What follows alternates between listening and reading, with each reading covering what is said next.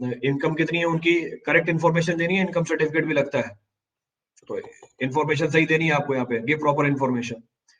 Next, state to which your father originally belongs.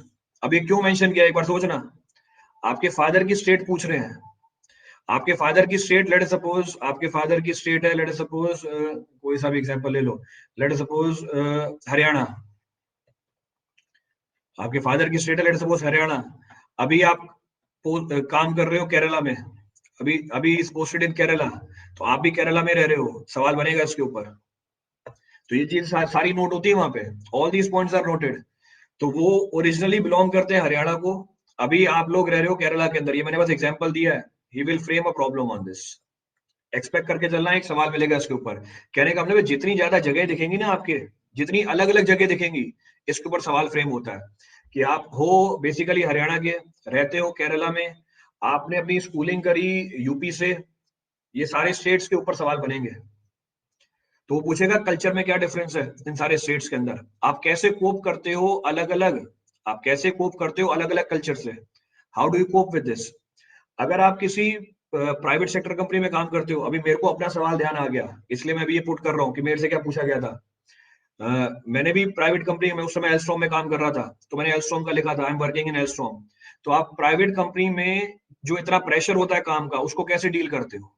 तो एक बहुत ही अच्छा सवाल है ये, कि प्राइवेट कंपनी में तो बहुत ही हेक्टिक टाइम शेड्यूल होता है, how do you manage the stress.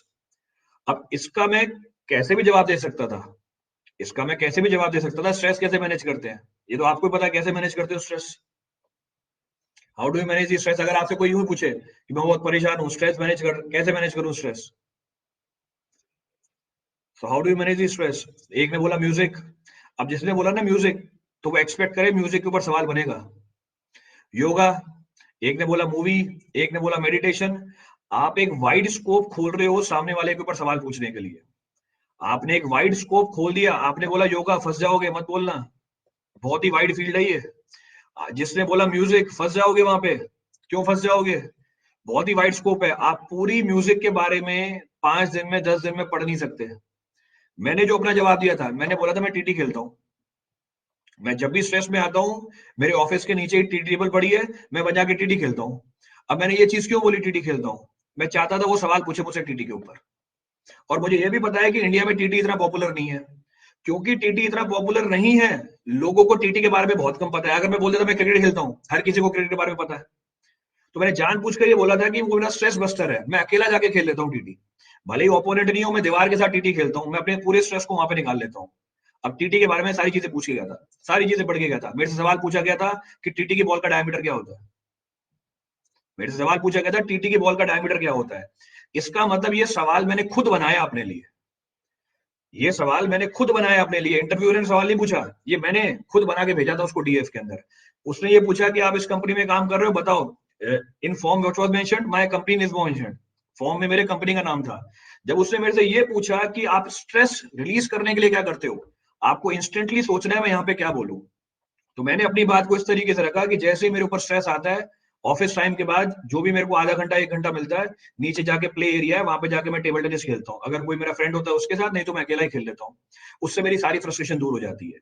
अब जैसे ही मैंने बोला टेबल टेनिस, सामने वाले के दिमाग में क्या है, ऐसे सवाल पूछो टेबल टेनिस का, और टेबल टेनिस के बारे में सब कुछ पढ़ के गया था, everything was known to me. तो आपको इस तरीके से जवाब देना है वहां पे। मैं ये भी बोल सकता था मैं क्रिकेट खेलता हूँ, नहीं बोला, उसी तरीके से म्यूजिक अवॉइड करना ही है, क्योंकि सबको पता होता है म्यूजिक के बारे में, कुछ भी उठा के पूछता रहेगा। और ये भी ध्यान रखना, आपके जो बोर्ड मेंबर्स होंगे उनकी एज बहुत ज्यादा होती है, तो म्यूजिक के बारे में वो आपसे ज्यादा जानते होंगे, तो और वो जिस एरा के बारे में जानते होंगे, आप उस एरा के बारे में नहीं जानते होंगे, वो एक्सपेक्ट करेंगे सवाल लता मंगेशकर का, आप उसको जवाब दोगे बादशाह का।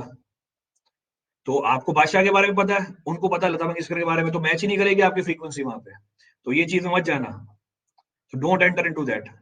तो आपको क्या करना है, आपको एक ऐसी फील्ड चूज करनी है जिसके बारे में सामने वाले को कंपैरेटिवली क्या हो, कम पता हो। टी कॉफी, फिर टी कॉफी के बारे में समझना, कितने तरह की टी आती हैं, कितने तरह की कॉफी आती है, इंडिया कौन सी कॉफी इंपोर्ट करता है, इंडिया का कौन सा नंबर है टी मैन्युफैक्चरिंग के अंदर या कॉफी मैन्युफैक्चरिंग के अंदर। अब ये सारे सवाल बनेंगे, all these problems will be there. तो इस तरीके से ये आपको खुद सोचना है वहां पे, you have to think on your own मैंने बस आपको एक आइडिया दिया है कि ऐसे सवाल बनते हैं जो हमें पता नहीं होते पहली बार में, we don't know about that, कि ऐसे भी सवाल पूछ लेता है वो वहां पे। तो ये मैं बस आपको प्रिपेयर करा रहा हूँ। बादशाह तो पीछे के गेट से, हाँ, हाँ बिल्कुल सही बात है अनूप यादव, आपको भी निकाल देगा वहां पे फिर। जब वो सवाल पूछेगा ना आपसे कि फेवरेट सिंगर कौन सा है आपका, आपके मुंह से ये निकलेगा बादशाह, तो आप ये जवाब दोगे फिर वहां पे, तो नहीं देना ये जवाब, भले ही फेवरेट सिंगर वही हो, ये जवाब मत देना। तो इसलिए अवॉइड करना है इस चीज को वहां पे।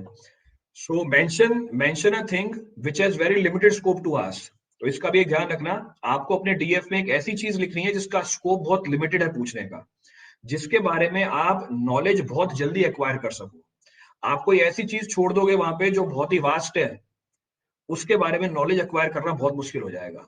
तो एक तो कोई कॉमन चीज मत छोड़ना, और कोई ऐसी चीज मत छोड़ना जिसके बारे में स्कोप बहुत ज्यादा हो। क्लियर? ईटिंग, हाँ डालो ईटिंग, फिर ईटिंग को जस्टिफाई करना पड़ेगा। How eating release your stress. जब आप ये बोलोगे मैं खाता हूँ खूब, इससे मेरा स्ट्रेस रिलीज हो जाता है, तो आपको इसको पॉजिटिव तरीके से लेके जाना है कि खाने से मेरा स्ट्रेस कैसे रिलीज होता है। तो इस चीज का ध्यान रखना फिर वहां पे। बिल्कुल आप बोल सकते हो, जैसे गौरव आपने बोला कि स्वीट्स खाता हूं मैं, अब मेरे से ये सवाल पूछता और मेरे को यही जवाब देना होता, तो मैं क्या बोलता? मैं बोलता क्योंकि मैं कोलकाता से हूँ, क्योंकि मैं कोलकाता से हूँ मेरे को मिठाई खाना बहुत पसंद है।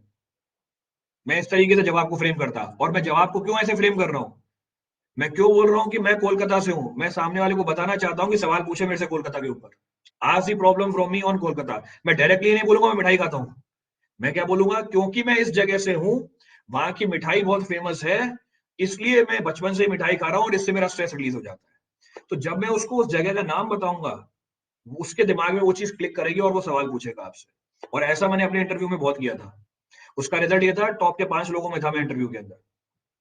तो ये चीज भी आप अपने इंटरव्यू में या डीएफ में इंक्लूड कर सकते हो, यू कैन इंक्लूड दैट। तो कोलकाता के सवाल आएंगे खूब उसके ऊपर, he will ask an number of problems on that. Second चीज, अगर इंटरव्यू में आपको कुछ नहीं आता, मना करने से हेजिटेट मत करना। If you don't know the answer of any problem, don't hesitate to say no. तो आप बहुत ही प्यार से बोल सकते हो सर इसके बारे में मुझे नहीं पता, क्योंकि क्योंकि इंटरव्यूअर ये नहीं देखता कि आपको कितनी नॉलेज है, इंटरव्यू ये देखता है कि आप उस सिचुएशन में कैसे रिएक्ट करते हो, how do you react this. कहने का मतलब है उसको बेवकूफ बनाने की कोशिश मत करना। तो पहले पॉइंट पे ही आप रोक देना उसे, नहीं मुझे नहीं आता। तो ही से कि मुझे एक्स के बारे में बताओ, सॉरी सर मुझे इसके बारे में जानकारी नहीं है। मुझे वाई के बारे में बताओ, सॉरी सर मुझे इसके बारे में जानकारी नहीं है। मुझे जेड के बारे में बताओ, सॉरी सर मुझे इसके बारे में जानकारी नहीं है। जो बात वहीं खत्म हो जाएगी। आप 3 बार मेरे को मना करोगे कि सर मेरे को एक्स के बारे में नहीं पता, वाई के बारे में नहीं पता, जेड के बारे में नहीं पता, चौथी बार मैं खुद आपको बोलूंगा बताओ किसके बारे में पता है, बस खत्म बात। तो ये चीज भी मैंने कर दी, ये पॉइंट भी मैंने किया था, मेरे से टेक्निकल क्वेश्चन के बारे में पूछ रहा था, उस सब्जेक्ट के बारे में जो मैं पढ़ के नहीं गया था। तो ऐसा होगा बिल्कुल कि जो टेक्निकल एक्सपर्ट होता है वो हर फील्ड का नहीं होता, आप लिमिटेड सब्जेक्ट पढ़ के जाओगे। वो मेरे को उस सब्जेक्ट में एंटर करवा रहा था जो मैं पढ़ के ही नहीं गया था। ये वाला सवाल बताओ, sorry sir I am not comfortable. अच्छा उसी सब्जेक्ट का दूसरा सवाल, sorry sir I am not comfortable, नहीं आता मुझे। तीसरा सवाल, sorry sir I am not comfortable, फिर खुद ही बोलता है क्या आता है तुम्हें, बस ये तो मैं चाहता था कि वो ये पूछे क्या चाहता है तुम्हें। अब लो, जो मैं पढ़ के गया था वही बताऊंगा ना उसमें, और वो भी क्या बताऊंगा, पूरा सब्जेक्ट नहीं बताऊंगा, मैं एक टॉपिक बताऊंगा। आई इंडिकेट वन टॉपिक, मैं एक लिमिटेड चीज बताऊंगा उसे। सर मुझे क्विक स्टैंड कंडीशन आती है, सर मुझे अर्थ प्रेशर आता है, सर मुझे सेल्फ प्यूरिफिकेशन आता है, सर मुझे काइनेमेटिक इंडिटरमिनेंसी निकालने आती है, सर मुझे एडमिक्सचर के बारे में पता है। तो आप क्या करोगे, एक स्पेसिफिक टॉपिक दोगे उसे, लो पूछो उसमें जब जो पूछ रहे, और वो टॉपिक आप पढ़ के गए हो, दैट टॉपिक यू आस्क्ड। अगर वो उस टॉपिक के ऊपर सवाल नहीं पूछ रहा है आपसे, जो टॉपिक आप पढ़ के गए हो, फिर से बहुत ही स्मार्टली आपको उस टॉपिक पे लेके आना है उसको, आपको बहुत ही स्मार्टली उस टॉपिक के ऊपर लेके आना है। इफ मैरिटल स्टेटस जस्टिफाई करने को बोले, बिल्कुल जस्टिफाई कर सकते हो, और इनफैक्ट इसको तो आप लाइट मोड में भी लेके जा सकते हो। तो आपका marital status, if you are unmarried, तब तो फिर कुछ पूछेगा नहीं आपसे। मैरिड है तो फिर आपसे जस्टिफाई करवा देगा, भैया आपकी मैरिज हो गई है, अब भी जॉब कर रहे हो आप, या इतनी लेट उम्र में आपने ईएस देना चालू किया या प्रिपरेशन करी, या अगर आपकी शादी जल्दी हो गई है तो इतनी जल्दी शादी क्यों कर ली। तो ये तो अच्छी बात है ना आपके लिए, आपको पहले से पता है कि ये नॉर्मल से डेविएशन है। नॉर्मल से डेविएशन मतलब जल्दी शादी होना या देर से शादी होना। ये नॉर्मल से डेविएशन है, अगर ये डेविएशन है उस डेविएशन को पहले जस्टिफाई करके जाओ, prepare about that very well in such a way कि सामने वाला उससे सेटिस्फाई हो जाए। तो अच्छी बात है, जस्टिफाई योर मैरिटल स्टेटस। कि आपने जल्दी शादी क्यों करी? मैंने जल्दी शादी इसलिए करी कि ये काम मेरा खत्म हो, फिर मैं ईएस पे कॉन्सेंट्रेट करूं, so that I am able to concentrate on ES. घर वाले बोल रहे थे शादी करने के लिए, इसको मैंने खत्म किया, मेरे को ईएस की तैयारी करनी है, मेरे को बस ईएस करना है, तो मैंने बात को फिर से घुमा दिया, कहां लेके आ गया मैं? ईएस पे लेके आ गया कि मेरे को तो ईएस चाहिए, आई वांट ईएस। आपने अभी तक शादी क्यों नहीं करी? लेट शादी क्यों करी है? वही सवाल वापस, लेट शादी क्यों कर रहे हो? मेरे को पहले ईएस क्लियर करनी है, बाद में शादी करूंगा। तो आपने दोनों चीजों को उसी तरीके से दे दिया कि मेरे को पहले ईएस क्लियर करनी है, बाद में शादी करूंगा। तो सारी बात घूम के कहां आई? ईएस पे आई। उसको डाइवर्ट नहीं होने देना मेन चीज से। कहने का मतलब है, जो आप अपने माइंड में सोच के गए हो कि मेरा इंटरव्यू इसी ट्रैक पे चलेगा, आप उसको इंटरव्यूअर को 5 से 10% वहां से डेविएट नहीं होने दोगे। You will not permit the interviewer to deviate from the topic